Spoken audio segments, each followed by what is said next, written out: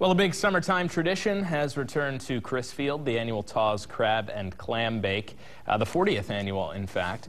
Folks piled into the Summers Cove Marina for an all-you-can-eat seafood feast this afternoon.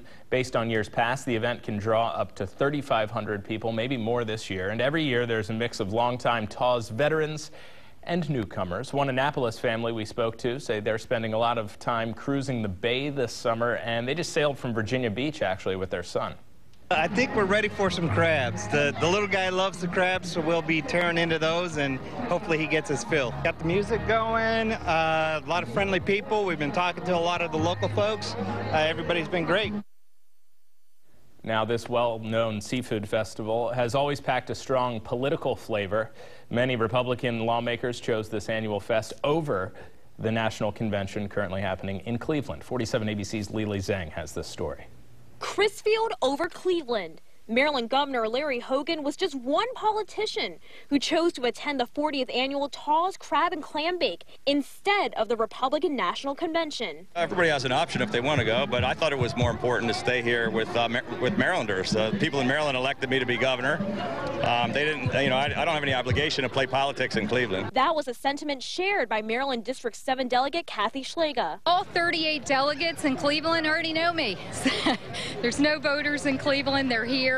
The Republican U.S. Senate nominee says if elected in November, one of her main priorities is economic growth. Delegate Schlega tells 47 ABC she's in support of less regulation on small businesses. And in terms of Donald Trump officially winning the Republican nomination for U.S. president on Tuesday night. Well, I've said since November when I got in the U.S. Senate race I would support our party's nominee, and I'm a woman of my word, so I am supporting our party's nominee. In March, Governor Hogan reportedly told the Associated Press if Donald Trump won the GOP nomination, he would consider voting for someone else. When we asked him on Wednesday, nomination for Donald Trump, any comment on? No. Lily Zhang, 47 ABC. 47 ABC also caught up with Representative Chris Van Hollen today. Now, Van Hollen is facing Delegate Schlega in November for the Senate seat being vacated by Barbara Mikulski.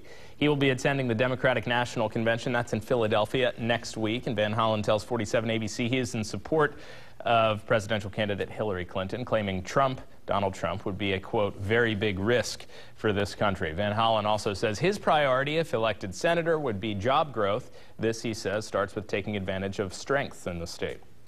And every part of our state has its own strengths. I mean, here on the Eastern Shore, as you can see, we've got not just the seafood industry and agriculture, but we want to develop more advanced manufacturing. You have Wallops nearby in Virginia, which is a great center for NASA. Representative Van Hollen and Delegate Schlega both say they try to come to Taw's every year.